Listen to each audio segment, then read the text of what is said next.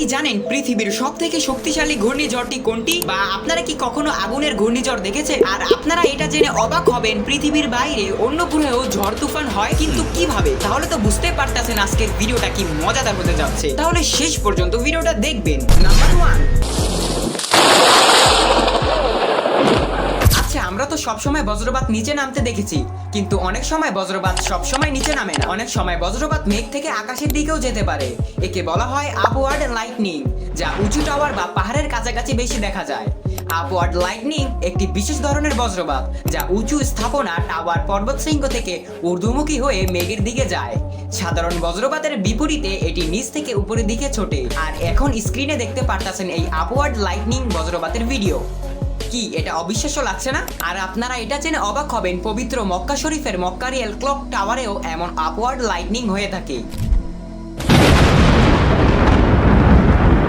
Mecca royal clock tower 601 meter উঁচু। এই ধরনের বজ্রপাতের জন্য বিশেষভাবে আদর্শ। নাম্বার 2, পৃথিবীতে সবচেয়ে বেশি টর্নেডো কোথায় হয়? পৃথিবীর সবথেকে বেশি টর্নেডো হয়ে থাকে যুক্তরাষ্ট্রে। বিশেষ করে টর্নেডো এলি নামক অঞ্চলে প্রতি বছর গড়ে 1200 টর্নেডো হয়।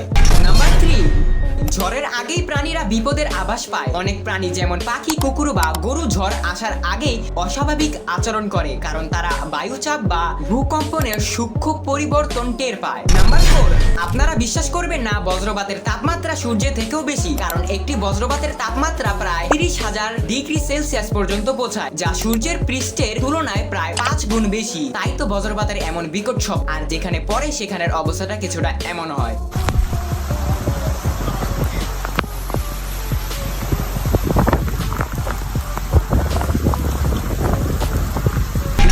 বৃষ্টি ছাড়াও বজ্রপাত হতে পারে। কি বিশ্বাস হচ্ছে না? মানে মনে হয় বজ্রপাত মানেই বৃষ্টি, কিন্তু বাস্তবে ড্রাই থান্ডারস্টর্ম হয়, যেখানে বজ্রপাত হয় কিন্তু এক ফোঁটাও বৃষ্টি মাটিতে নামে না। এই ড্রাই থান্ডারস্টর্ম সবথেকে বেশি মার্কিন যুক্তরাষ্ট্রে, ক্যালিফোর্নিয়ায়, বিশেষ করে উত্তর মধ্য ক্যালিফোর্নিয়ার গ্রীষ্মকালে বেশি হয়ে থাকে। এই ড্রাই থান্ডারস্টর্ম বিশেষ করে মনসুন সিজনে হয়ে থাকে, মানে একটি বিশেষ জলবায়ু পর্যায় যেখানে মৌসুমী বায়ুর প্রভাবে কোনো অঞ্চলে প্রচুর বৃষ্টিপাত হয় এবং তাপমাত্রা ও বাতাসের দিক পরিবর্তিত হয়। এই সময় ড্রাই থান্ডারস্টর্মের ঝুঁকি বেড়ে যায়। নাম্বার 6, ঘূর্ণিঝড়ের শক্তি একটি পারমাণবিক বোমার চেয়েও অনেক বেশি। একটি বড় হ্যারিকেন প্রতি সেকেন্ডে প্রায় 10,000 পারমাণবিক বোমার সমান শক্তি উৎপন্ন করতে পারে। ওয়াট। নাম্বার 7, আপনারা কি জানেন মরুভূমিতেও ঝড় হতে পারে? হ্যাঁ, ডাস্ট স্টর্ম বা ধূলিঝড় মরুভূমি অঞ্চলে হয়, যেখানে প্রচন্ড বাতাস হাজার হাজার ফুট উঁচু ধুলোর দেওয়াল তৈরি করে। আর এই ধুলোর তুফান প্রচন্ড ভয়াবহ।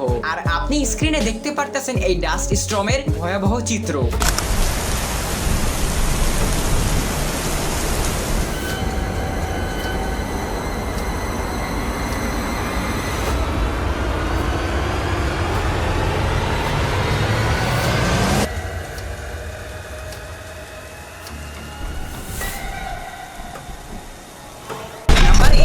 ঝড়ের গতি মাপার জন্য স্কেল রয়েছে। ঘূর্ণিঝড়ের জন্য সাফির সিম্পসন স্কেল, যা শুধু ঘূর্ণিঝড় নির্ণয় করতে পারে, এবং টর্নেডোর জন্য ফুজিটা স্কেল ব্যবহার করা হয়। নাম্বার 9, পৃথিবীর সবচেয়ে শক্তিশালী ঘূর্ণিঝড় ছিল টাইফুন টিপ। 1979 সালে এটি ছিল সবচেয়ে বড় ঘূর্ণিঝড়, প্রায় 2200 কিমি চওড়া ও সবচেয়ে কম বায়ুচাপ যুক্ত ঝড়। তবে শুধু শক্তিশালী ছিল, কিন্তু ততটা প্রাণঘাতী ঘূর্ণিঝড় ছিল না। পৃথিবীর সবথেকে প্রাণঘাতী বা ভয়ঙ্কর ঘূর্ণিঝড়টি কোন দেশে হয়েছে জানলে আপনারা অবাক হয়ে যাবেন। পৃথিবীর সবথেকে ভয়ানক ঘূর্ণিঝড়টি আমাদের দেশেই হয়েছে, মানে আমাদের বাংলাদেশে। পৃথিবীর সবথেকে বড় প্রাণঘাতী ঘূর্ণিঝড়টি হয়েছিল 1970 সালে, আর এই ঘূর্ণিঝড়টির নাম বরবাদ।